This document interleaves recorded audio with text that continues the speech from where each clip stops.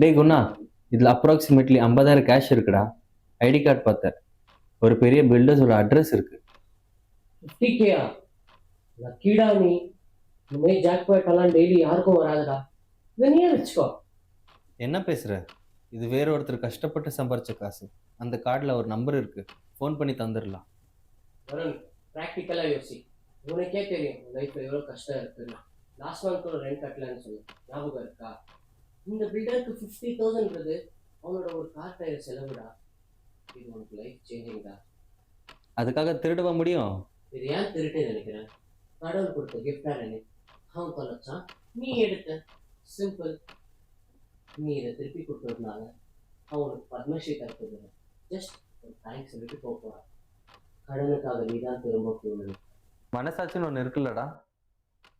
மனசாட்சியெல்லாம் பசி வராத தான் நல்லா பேசும்.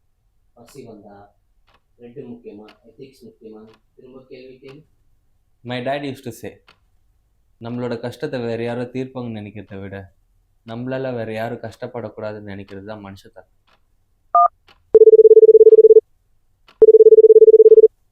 ஹலோ சார், உங்கள் வேலெட் என்கிட்ட தான் இருக்குது.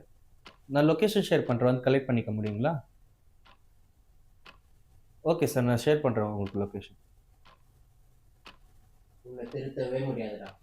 ஒரு தேங்க்ஸாக 50,000 தொலைச்சிட்டேடா. 50,000 போச்சுடா, பட் நான் இன்னைக்கு நிம்மதியாக தூங்க போகிறேன். It's priceless. கேரக்டர்ன்றது நம்மள யாரும் பார்க்காதப்போ நம்ம என்ன பண்ணுறோன்றதுல தான் இருக்குது.